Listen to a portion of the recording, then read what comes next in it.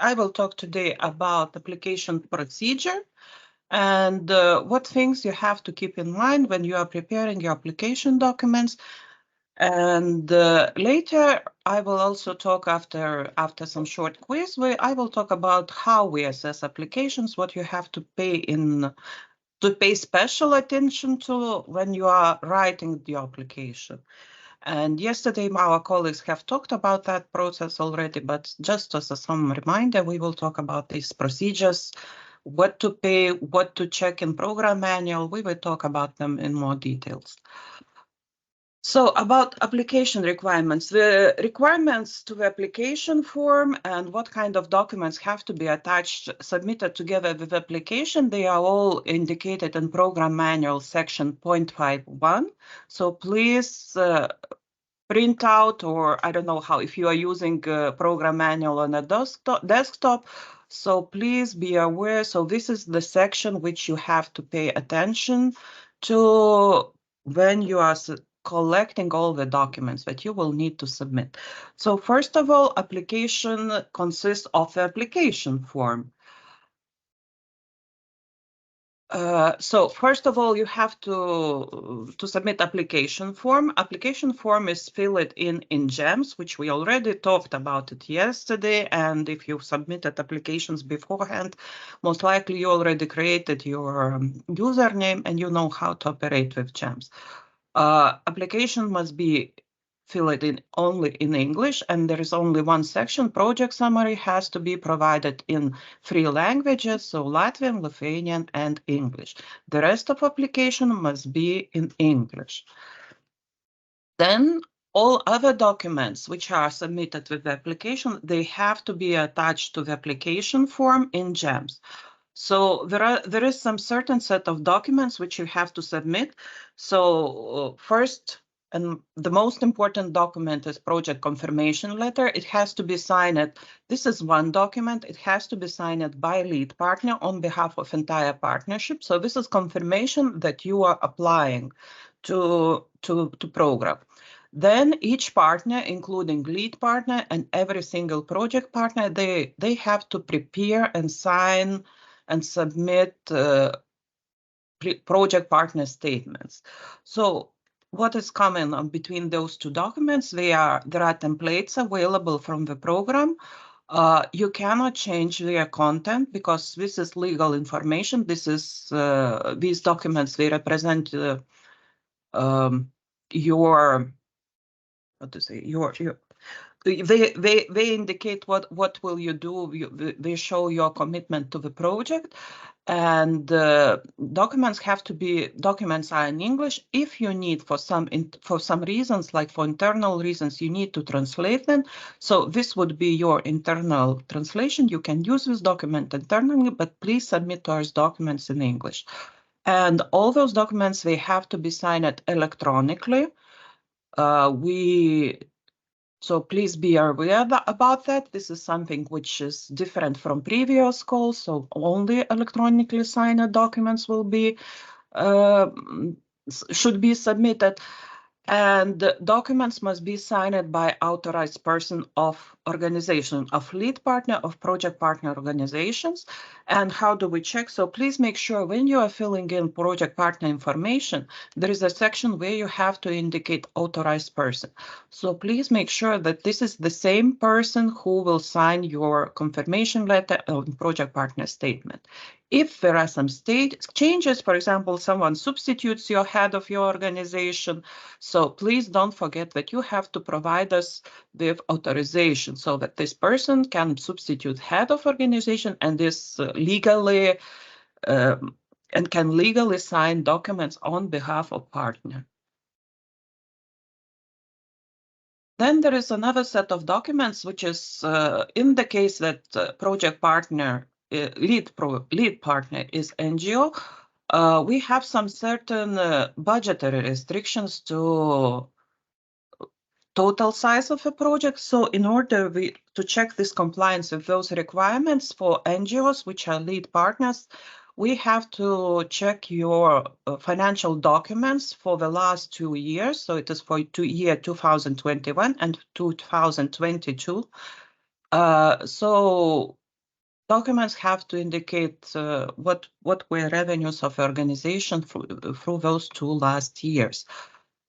However, there is an exception that Latvian NGOs and Lithuanian NGOs, which legal status is asociacija, viešoji įstaiga, and labdaros ir paramos fondas, they don't have submit those documents with application directly because we have possibility. These documents are publicly available, and we will check them ourselves on Lursoft and Registrų centras. So please make sure that you are following national legal requirements and you are reporting your financial documents. We are submitting them timely and they are available there. Also, there might be cases that NGO or lead partner NGO was established later than 2022. So in such cases, please submit financial documents, which are from the date of organization established. Then another set of documents should be, this is for attention of those Lithuanian organizations who apply under program priority 3, so it's a social inclusion priority. And if your aim of your activities is to improve or develop social services. There is a requirement, there is special rule for this priority of a program that only organizations which are official social service providers can apply for these measures. So therefore, for Latvian partners, we can check it in national databases, but for Lithuanian partners, there is no such unified databases. Therefore, please, with your application form, please submit documents which can prove that you are certified social service provider. And in the case, if you cannot submit such documents, but you are included in some databases, if this information is, for example, if this information is available on website of your municipality, so in the section application form section for this specific description for this specific project partner, please indicate very clearly where such information should be found. And this information will be checked already during quality assessment. Support letters. Also, the other group of documents which have to be submitted along with the application is support letters. And as you know, per each priority of the program, there are different kinds of support letters are requested. In most cases, you have to provide support letters from institutions which are responsible for managing, for coordinating specific field, specific topics which are related to your project. Please submit those support letters. Also, you might consider submitting support letters from your stakeholders who will be using your project results. Maybe you will invite those stakeholders to participate in your activities, in your for example, trainings, but they are not project partners. But still, you need to demonstrate that this organization, that the project is needed, that there is target group is interested in what you are doing, and those documents which you develop, they are important. So in such cases, please, you also have to submit support letters from those institutions. My colleague Ilza already talked about them yesterday, so please make sure that these support letters are not only formal documents, but they clearly indicate what is your these stakeholders, which are important for your project, that they know what activities will you do, what will be the main results, and how they will use those results during and after the project. And another big and important group of documents, it's technical documentation for infrastructure and equipment.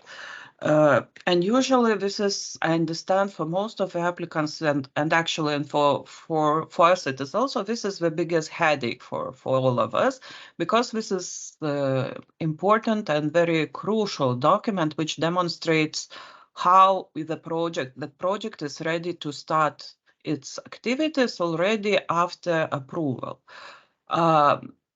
considering that there are usually quite many mistakes in submission of these technical documents and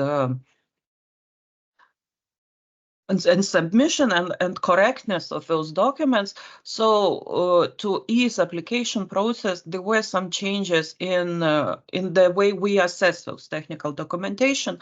I will talk about these changes in second part of my presentation, but just please be aware that now after those changes, technical documents are divided into two large groups. So documents for infrastructure that require a full set of technical documentation according to national laws, and then simplified infrastructure works that do not require a full set of technical documentation. So these are like some, for example, some simple repair works or some improvement of surroundings. So these where you don't need construction permission and so on.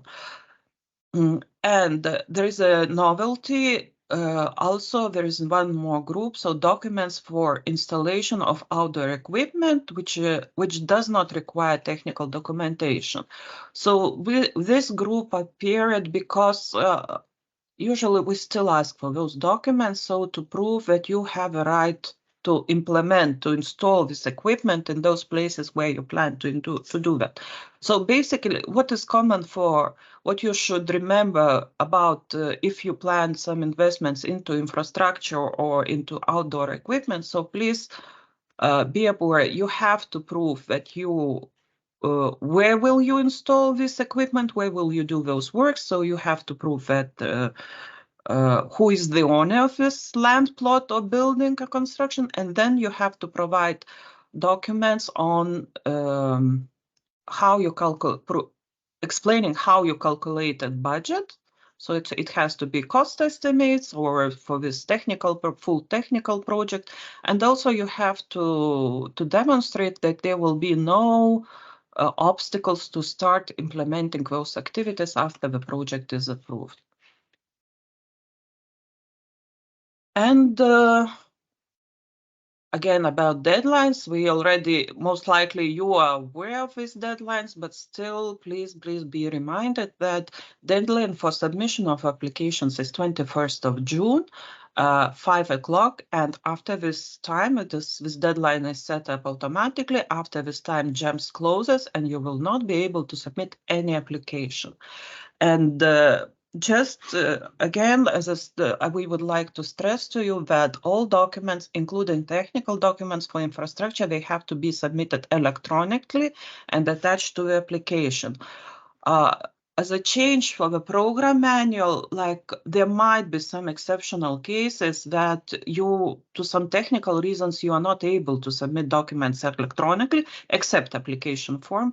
In most cases, this is about technical documentation. So in those exceptional cases, please inform managing authority, write email to the official email of the program, informing about such case so that managing authority could set up the exception for the rule. So therefore, it is important to write to us in advance. And now it is some short quiz. Thank you very much, Inga. And now let's take a moment to review the essential project documents required for submission before the deadline you mentioned before by 5 p.m. on June 21st. So please select multiple answers from the following options: project confirmation letter, lead partner statement, project partner statement, application form, subsidy contract, request for payment, or partnership agreement. Yeah, that's all the options. So to view the results, simply respond to the question and press submit. If you prefer not to engage, just wait a moment and you will see the results in the chat. So as you are thinking and submitting your answers, keep in mind the importance of each document in the project submission process. These documents play a crucial role in ensuring the successful assessment of eligibility criteria of your project. And thank you all of participants for providing your answers. And here is the correct answers, like project confirmation letter, lead partner and each project partner statements, and project application form. So congratulations to majority of you who selected the correct answers. So thank you for being so attentive to the information that Inga just provided. And now let's return to our main speaker, Inga, for insights on the assessment of project applications.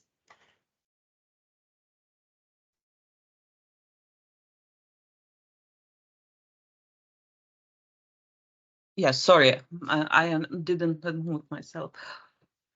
So what do we do?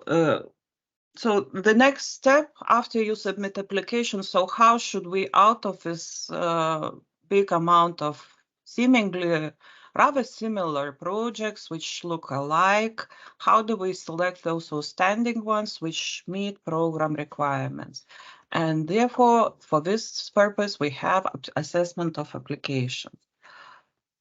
I'm sorry, and my presentation stopped doing. Okay, and the program applies two-step approach when for evaluation of applications.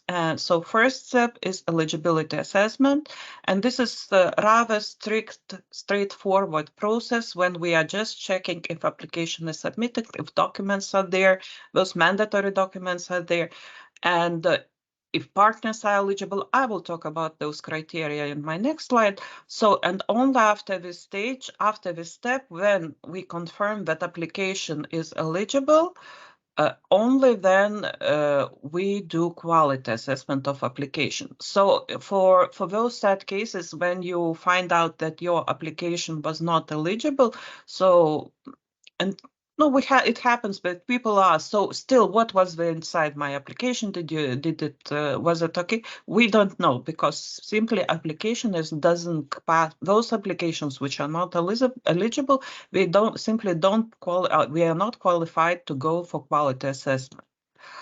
And eligibility.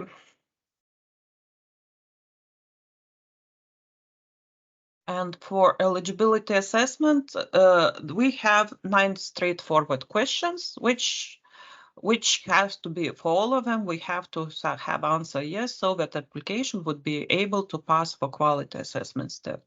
So first of all, if application form is correctly filled in GEMS and submitted in GEMS, so as I said, application form has to be filled in English, and there should be no such sections which are missed out, like intentionally or unintentionally. Then the next, well, is project confirmation letter is submitted. If lead partner and project partner statements are submitted. If documents for NGO, that is lead partner, are submitted. If documents for infrastructure works are submitted. If minimum partnership requirements is fulfilled. So regarding partnership requirements, so there has to be at least one Latvian and one Lithuanian project partner, and those organizations, they have to be, if they are eligible organizations, if they meet requirements of the program, if they should be public authorities, they have to be public equivalent bodies, and or they have to be NGOs. And the next question, if budgetary requirements are observed. So for this question, please make sure that you don't exceed this maximum budget limit, which is set up differently for each specific objective of a program. So please make sure that you are that you are on the correct track. And another budgetary requirement is that each partner have to contribute to the project. So each partner has to have its budget. If you include organizations into project activities, they have to have their budgets. We don't have, there were cases that projects were not eligible because somehow some organizations were included and they had zero budgets. There is no such possibility for such partners in our program. So if you want to include some stakeholders in project activities, but they don't want to have spent any money on the project. So in such cases, please submit their support letters. So please include them in project activities as important stakeholders, but there is no need to include them as project partners. And then if project duration is within set limits, so for all projects, it is 24 months. So project duration should not exceed 24 months. What happens if you forget, if you by mistake didn't include some kind of documents? One important thing about submission of applications is that as long as you submitted application in GEMS, there is no way to recall it back, to correct and resubmit it once more. So there is no such technical possibility. So please be aware of that and prepare your applications timely in advance so that you would have possibility to correct, to resubmit applications if something is missing. So if documents, if any of not any, but there are certain documents that if they are missing, the GS will contact lead partner and request to submit those documents. How we will contact you? We will contact you by email, and we will write to those to contact person which is indicated in application form. So please make sure when you are filling in application form for lead partner, please make sure that email address which is indicated in application form is valid and you are checking this email, because you have there will be only one request for to submit missing documents, and you will have to respond to us in 10 working days. If you miss this deadline, then you miss it. Then application is not eligible, because even though documents were missing, they were after request, they were not submitted. So what kind of documents can be requested? A confirmation letter and lead partner and project partner statement. So in this call, we made the conditions a little bit looser, because in previous calls, project confirmation, we could not request for missing project confirmation letter, and if you for some reasons would not submit it, then the project was ineligible. So we hope that this will ease application process a little bit, so and you will have possibility to correct yourselves. Another set of documents is also you might be requested to submit statutes, establishment documents for organization, information of shares or of shareholders, or other equivalent documents. It might be possible that during eligibility assessment we have to it is not always clear if organization is eligible, if it meets those eligibility requirements by its status, if it is eligible partner. Therefore, we might request those documents. For NGO that is lead partner, if financial documents are missing or incorrect, so you might be requested to submit those documents. And also, we might request for any missing or incorrect documents for infrastructure works. And as I said, I will come back to those. To this slide. So, as I said, there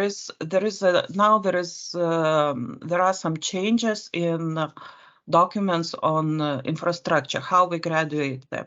So previously, all the technical documents for infrastructure works were treated equally, and if documents are missing or not correct, those submitted documents are not correct, the application was already rejected at eligibility assessment stage.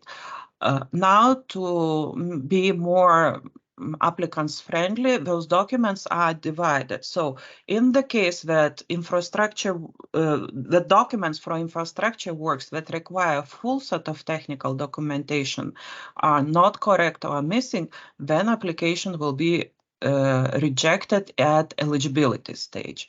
However, if these are documents for simplified infrastructure works and you don't need full set of technical documents, so for such cases, we request for those documents.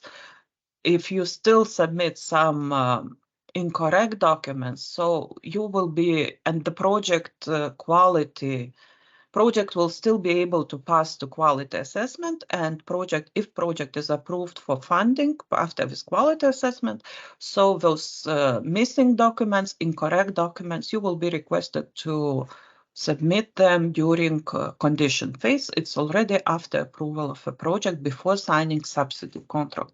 So we hope that it will make your life easier.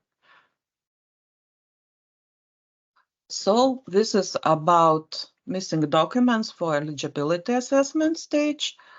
And what were mistakes from the first call? And during the first call, we received, I believe, over 130 applications, and 16 of them were rejected at eligibility assessment stage. So the most common reason for rejection was technical documentation for infrastructure works. Even 11 applications were rejected for this reason. So we hope that this simplification will help applicants, and we will have less rejections because of this reason. Another reason was confirmation letter was not submitted, but as I said, so there were four applications which didn't submit it. Four applicants did not submit confirmation letter. So now this point is changed. We can request you for submitted confirmation, for forgotten confirmation letter at this eligibility assessment stage. So we hope that it will make less trouble.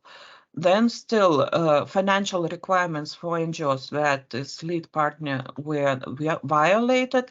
Also, we had a case when project partners did not had any budget, so they were rejected on those budget, not because of not meeting budgetary requirements. Then one project duration exceeded with possible 24 months duration. So this is very technical problem, but still someone made such mistakes. So please make sure that you plan your project in your project duration is correct. And also there was one case when lead partner statement was not submitted. We requested to submit the forgotten document, but still this document, the correct document, was not submitted.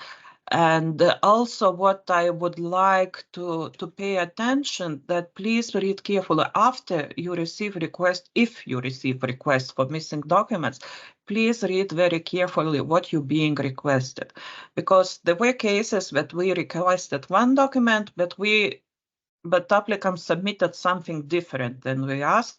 But so we had to treat that documents were not submitted. We requested documents, but documents were not submitted.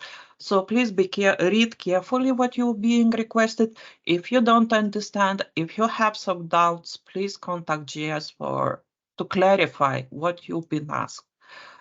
Don't be shy, and it's better to ask once more than not to be rejected because of some misunderstanding. And next step, after your projects are assessed for if projects are eligible, so next step is quality assessment. So how to select that the project fits the best, that project results, objectives meet the program priorities, and they can contribute to program effectively. The project application are assessed against quality assessments criteria. And criteria are grouped into strategic criteria and operational criteria.